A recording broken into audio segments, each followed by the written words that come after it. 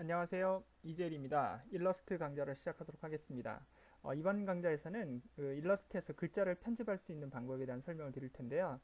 지난번 강좌 마지막 부분에서 제가 또 그 텍스트 파일을, 그 외부 파일을 불러올 때 유니코드로 저장을 하질 않아서 약간 오류가 난 부분이 있는데요. 물론 여러분들에게는 그 제대로된 소스를 제공을 해드렸기 때문에 여러분들은 실수가 없었겠지만 강좌를 보시는 분들은 좀 혼돈하실 수 있는 부분이 있어서 그 부분 잠깐 언급을 하고 넘어가도록 하겠습니다. 파일에서는 유창을 클릭을 해주시고 OK 버튼 누르신 다음에 자, 외부 파일을 가져오실 때는 반드시 타입 툴을 누르신 다음에 드래그를 하셔서 글자가 들어올 수 있는 영역을 확보를 해주신 이후에 그런 다음에 파일에서 플레이스 명령을 가져오시면 되겠고요. 플레이스 명령을 가져오시면 제가 제공해드린 adobe.txt 파일이 있습니다. 그래서 여기를 클릭을 해주시고 플레이스를 하실 때 여기 보시면 플랫폼 자체는 윈도우 계열이고 맥용이니까 이건 여러분들이 구별을 하셔서 작업을 하시면 되겠고, 그 다음 밑에 보시면 캐릭터 셋 부분에서 제가 말씀드린 것처럼 NC 부분은 유럽어인 경우, 그 다음에 Shift JIS는 일본어인 경우, 그리고 한글이나 또는 그 영문일 때는 유니코드를 눌러주시면 되겠습니다. 그래서 OK 버튼 누르게 되면 이렇게 글씨가 들어오는 부분을 보실 수가 있겠죠. 그래서 외부 파일을 우리가 일러스트 파일 내로 가져올 때는 place라는 명령을 사용해서 작업을 하셔도 충분히 구현을 하실 수도 있다. 이렇게 말씀을 드릴 수가 있겠습니다. 이건 조금 넓히시면 거기에 맞춰서 또 작업이 되는 부분들이니까 이렇게 좀 알아두시면 되겠습니다. 자, 그러면 저와 함께 이 작업을 기준으로 해서 지금부터 글자 편집에 관련된 설명을 드려보도록 하겠습니다. 자, 글자 편집이라는 것은 이미 입력이 되어 있는 상태에서 거기에서 글자 색상이나 크기라든지 또는 모양이라든지 아니면 이런 것들을 우리가 속성 값들을 준다고 생각을 해주시면 되겠는데요. 자, 마찬가지 자 T 타입 툴을 누르시고 난 다음에 영역 안으로 들어오셔야 되겠죠. 그런 다음에 일러스트라는 부분만 이렇게 블럭을 잡으시면 되겠습니다. 그리고 글자를 편집을 하기 위해서는 이 패널 창이 보이셔야 되는데요. 윈도우에서 캐릭터를 클릭을 하셔도 좋고 아니면 캐릭터, 즉 다시 말하면 캐릭터는 타입에 있죠. 타입에 보시면 이 여기서 폰트라든지 아니면 뭐 사이즈를 조정하셔도 되는데 여기서 여러분들이 작업을 하실 때는 컨트롤 T를 누르시게 되면 이렇게 그 패널 창이 나옵니다. 뭐 포토샵에서는 컨트롤 T 명령이 프리 트랜스폼이지만 그 일러스트에서 컨트롤 T 명령은 이렇게 그 글자를 편집할 수 있는 패널 창이 떨어진다고 보시면 되겠습니다. 자, 풀 옵션이 아니기 때문에 여기 있는 확장 명령을 누르셔서 클릭을 하시면 쇼 옵션이 나옵니다. 클릭을 하시게 되면 이제 풀 옵션이 다 떨어진 형태라고 보시면 되겠고, 뭐 패러그래프와 그 다음에 오픈 타입 이 부분에 대한 설명을 쭉 드려보도록 하겠습니다. 자, 여기에서 여러분들이 첫 번째 나오는 것이 글꼴 선택이 되겠죠. 그래서 크기, 글꼴을 선택을 하시면 되겠고요. 음체라든지 조정하시면 여러분들이 폰트의 모양 형태를 바꾸실 수 있다. 이렇게 말씀을 드릴 수가 있겠고, 그 다음 나오는 것이 여러분 이 부분은 당연히 이거는 글자 크기라는 것은 여러분들이 아실 수가 있겠죠. 그래서 크기를 한번 좀 바꿔보도록 하겠습니다. 그러면 이렇게 바뀌어진 것을 여러분들이 또 확인을 하실 수가 있겠습니다. 자, 그리고 나오는 것이 여러분 이것은 이 부분이라고 보시면 되는데 이것은 여러분 뭘 나타내는 거냐면 그 줄간격이라고 보시면 되겠습니다. 그래서 클릭을 하시고 흰색 화살표를 검정색 화살표 눌러서 선택을 해제 하신 다음에 문장 전체를 나타내신 다음에 여기서 이 값을 조정을 하시게 되면 이렇게 줄간격이 조절이 되고 늘어나는 것을 여러분들이 또 보실 수가 있겠습니다. 이렇게 자 조절이 되는지 확인을 좀 해주시면 좋겠고요. 자, 그 다음 나오는 것이 여러분 이것은 장평이라고 자간 그 형태라고 보시면 되겠는데요. 이것은 그 횡배 종배 부분이라고 보시면 되겠습니다. 그래서 느리게 되면 글자가 옆으로 늘어나고 그다음에 줄어드는 부분이라고 보시면 되겠죠. 이렇게 해서 수직 방향으로 늘어나느냐 수평 방향으로 늘어나느냐를 따라서 100%냐 100% 이상이냐 100% 미만이냐 따라서 모양 형태가 좀 달라진다고 보시면 되겠습니다. 자, 그리고 마찬가지 이것도 마찬가지로 수직 방향으로 수평 방향으로 나타내는 부분 중에 이것은 세로로 길게 해주는 부분이라고 보시면 되겠죠. 그래서 쭉 올려주셔도 작업을 하실 수가 있습니다. 그래서 우리가 예전에 워드를 하셨던 분들이라면 양배, 행배, 종배, 즉 다시 말해 이게 행배, 그 다음에 이게 종배, 그 다음에 이 두 개의 값을 동시에 만지면 양배 형태의 개념으로 이해를 해주시면 되겠습니다. 그래서 글자를 가로로 느리고 세로로 느릴 수 있는 그런 옵션이라고 말씀을 드릴 수가 있겠습니다. 이것을 여러분이 잘 기억을 해주시면 되겠고요. 그 다음에 저와 마찬가지로 여기 보시면 바운딩 박스를 이렇게 줄이게 되면 글자 모양이 따라서 이렇게 글씨가 늘어나기도 하고 줄어든다고 생각을 해주시면 되겠습니다. 자, 그러면 제가 조금 전에 이제 여러분들에게 설명을 드렸던 것처럼 여기에 보시면 또 여기 또 마저 해버릴까요? 밑에 보시면 이것이 뭐냐면 자간을 조정하는 부분이라고 보시면 되겠습니다. 그래서 여러분들이 이게 누르시게 되면 글자와 글자 사이에 간격이 벌어지는 그런 내용을 여러분들이 확인하실 수가 있겠습니다. 그래서 자간을 하는 거, 그 다음에 이것이 뭐 줄간격이라고 했지만 이거는 행간, 이것은 자간, 이것은 종배, 이것은 횡배, 그 다음에 이거는 크기 조정이 이렇게 만들어졌다고 보시면 되겠습니다. 자, 그런데 이것을 일일이 이렇게 대화 상자를 끄집어내서 작업을 하기가 좀 어려웁시다, 좀 힘들다 그러시면 제가 단축키를 좀 알려드리도록 하겠습니다. 자, 잘 보시기 바랍니다. 자, 단축키를 좀 알려드리도록 하겠습니다. 자, 화면을 조금만 더 제가 확대를 할 거고요. 자, 먼저 글자를 키우시고 싶으시다면 여러분 컨트롤 키와 시프트 키, 그런 다음에 여러분 키보드에 보시면 이 부등호 표시가 보이실 겁니다. 그걸 눌러 보시면 되겠습니다. 자, 컨트롤 플러스 시프트 키, SHIFT, 그 다음에 플러스 이 가로 문자, 그죠? 작다 표시가 되겠죠? 그걸 한번 눌러 보시게 되면 이렇게 글자가 커집니다. 그럼 반대 기호를 누르게 되면 글자가 작아지기도 하죠. 그래서 이렇게 단축키를 이용하셔도 되겠습니다. 자, 그러면 글자 크기를 조절하는 글자 관련 단축키 명령을 설명드리는데, 글자 키우기는 컨트롤 시프트, 그다음 부등호 표시 열고 닫는 부분을 여러분들이 조정을 해주시면 이렇게 크기 조정을 할 수 있다는 것을 보실 수가 있겠고요. 자, 이번에는 행간을 넓혀 보도록 하겠습니다. Alt 키를 누르고 방향키 위아래 키를 누르게 되면 이렇게 행간이 늘어나고 줄어드는 것을 여러분들이 단축키로 보실 수가 있습니다. 그래서 Alt 키를 누른 상태에서 방향키 위와 아래 키를 누르게 되면 행간. 자, 그러면 방향키 Alt 키를 누르고 이번엔 좌우 키를 눌러 보십시오. 그럼 이거는 자간이 조정이 되는 것을 또 단축키로 보실 수가 있습니다. 이것을 여러분들이 이해를 하신다면 굳이 대화 상자를 열지 않고도 단축키 명령으로 충분히 작업을 하실 수 있지 않을까 생각을 하겠습니다.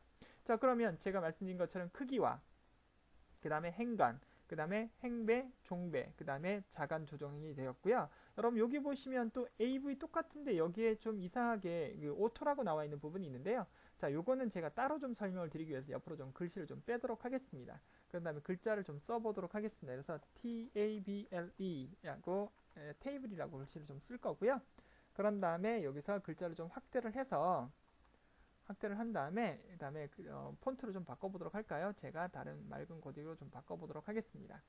자, 여기서 여러분 뭐 꼭 그런 건 아닌데 이 오토라고 나와 있는 이 부분은 여러분 자간을 조정하는 것은 맞습니다만 부분 자간입니다. 그래서 뭐 우리가 글씨를 쓰다 보면 예를 들어서 제가 조금 더 밑으로 내려가도록 하겠습니다. 자, 여기서 아메리칸 또는 이런 부분으로 작업을 하도록 하겠습니다. 자, 여기서 보시면 폰트를 보시면 여러분 A와 B, B와 L, L과 E 사이의 자간은 비슷한데 여기 굳이 T하고 A 간격이 좀 많이 벌어진 걸 여러분들이 보실 수 있죠. 이럴 때 편집 툴 형태로 들어가서요, 타입 툴을 누르시고 커서를 여기다 찍습니다. 그리고 T와 A 사이에 커서를 찍고 난 이후에 보시면 여기가 활성화된 것을 여러분들이 보실 수가 있습니다. 여기가 오토가 아니죠. 여기서 여러분들이 조정을 좀 해주시면 이 자간이 좀 줄어듭니다. 그래서 T와 A 사이에 간격을 좀 조절을 할 수 있는 그런 부분이다, 이렇게 말씀을 드릴 수가 있겠습니다. 그래서 이 앞에 있는 이 명령은 부분 자간을 조절할 때 사용하는 부분이다, 이렇게 알아두시면 되겠습니다. 그래서 글자와 글자 사이에 어떤 표현 방법에 있어서 약간 좀 벌어진 것이 있으니 이것을 가지고 또 작업을 하실 수 있는 그런 내용이라고 이해를 좀 해주셨으면 좋겠습니다. 자, 그 다음 또 이제 설명을 좀 더 드려보도록 할까요? 여기 보시면은 뭐가 있냐면 A라고 나와 있는 이 부분이 있는데 이것은 기준선 조절하려는 거라고 생각해 주시면 되겠습니다. 그래서 다시 T의 편집 툴을 눌러서 B자만 제가 한번 잡도록 하겠습니다. 그런 다음에 얘를 조정을 한번 해보시면 이게 기준선 위아래로 이렇게 글자를 옮길 수 있다, 이렇게 보시면 되겠습니다. 만약에 예전에 이런 기능이 되지 않았을 때는 A 따로, B 따로, L 따로, E 따로, T 따로 해가지고 따로따로 이렇게 위치를 변동했지만 이제는 문장 자체 내에서도 이렇게 기준선을 변경함으로 인해서 위치 조절을 할 수 있는 특징들을 가지고 있다, 이렇게 말씀을 드릴 수가 있겠고요. 이 단축키는 컨트롤 키하고 알트 키하고 죄송합니다. 알트 키하고 시프트 키를 누르고 방향키를 이렇게 내리시고 올리셔도 이렇게 또 조정이 가능하다. 단축키 명령이요. 시프트와 알트 키, 그 다음에 방향키 위아래 키를 움직이게 되면 기준선을 이렇게 마련해서 조절할 수 있다, 이렇게 말씀을 드릴 수가 있겠습니다. 그렇게 알아주시면 되겠고요. 혹시 이제 이 부분을 좀 물어보시는 분들이 계신데, 이것은 일본어를 2바이트 정각 글자인 한글이나 일본어, 중국어를 위한 자간 설정 항목이라고 보시면 되겠는데요. 첫 번째 이 부분은 뭘 나타내냐면 정각 폭의 몇 %만큼 좁혀줄 거냐를 물어보는 것이 되겠고요. 그 다음에 이것은 정각 폭을 등분한 크기만큼 글자 왼쪽만을 줄여주는 부분이 되겠고요. 이것은 그 정각폭을 등분하면 크기만큼 글자의 오른쪽만을 좁혀주는 그런 부분이라고 보시면 되는데, 뭐 저도 사실 일본어는 많이 사용을 해보지를 않아서 이 부분에 대한 뭐 정확한 개념 정리는 여러분들에게 보여드렸으면 좋겠는데, 그건 좀 안 될 것 같고요. 그냥 이론상으로 이것은 그 2바이트의 정각 글자인 한글이나 일본어, 중국어 중에 그 자간 설정하는 부분이라고 보시면 되겠습니다. 그래서 정각폭 몇 퍼센트를 좁힐 거냐 말 거냐를 나타내는 부분이라 알아두시면 되겠습니다.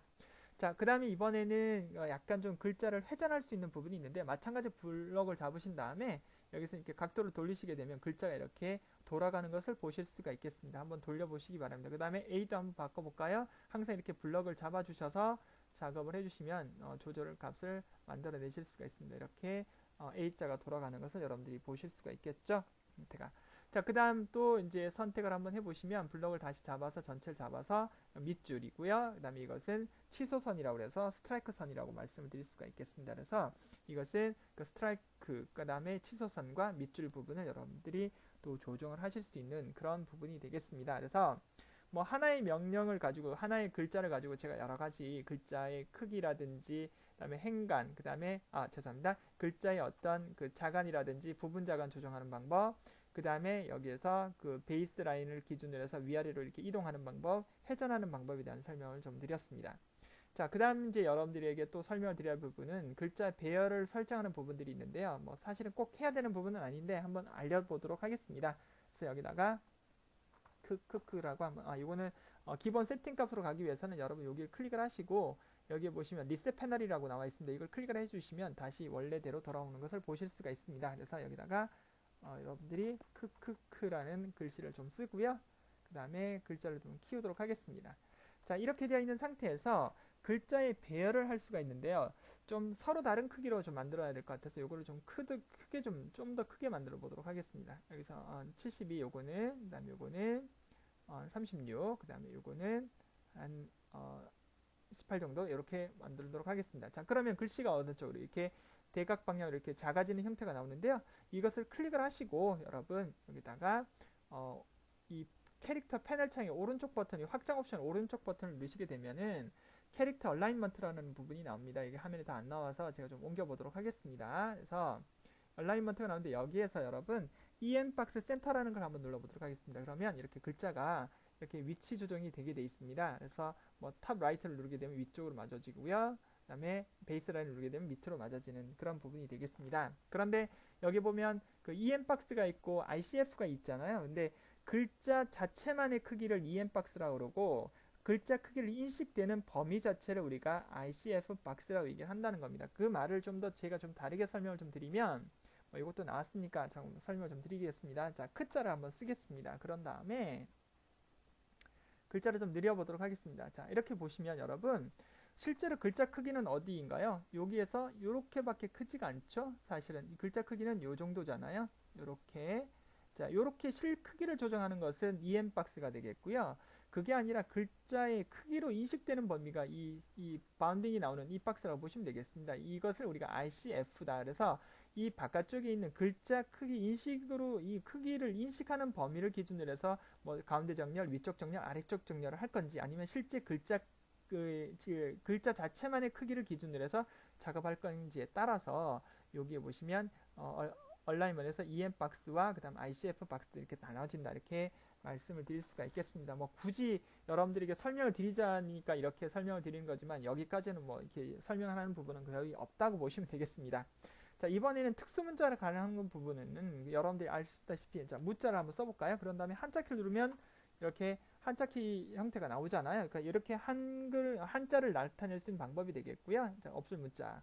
그 다음에 이제 특수문자를 사용할 때는 한글에 무슨 키를 누르시면 되겠습니까? 한글에 뭐요? 그 미음자라면 자음을 한번 누르시고 난 다음에 자음을 누르시고 그런 다음에 여러분 그 한자키를 누르게 되면 이렇게 특수문자가 나오는 부분이 되겠죠. 그래서 일러스트에서 마찬가지 한자와 특수문자를 사용하는 방법은 이와 같이 사용을 할 수 있다. 이렇게 말씀을 드릴 수가 있겠습니다. 자, 이번 강좌는 여기서 마무리를 하도록 하겠습니다. 글자를 편집할 수 있는 여러 가지 방법에 대한 설명을 드리다 보니까 시간이 다 가버렸습니다. 그래서 다음번 강좌에서 부족했던 부분을 좀 보충을 하고 나머지 부분을 설명을 드려보도록 하겠습니다. 수고하셨습니다.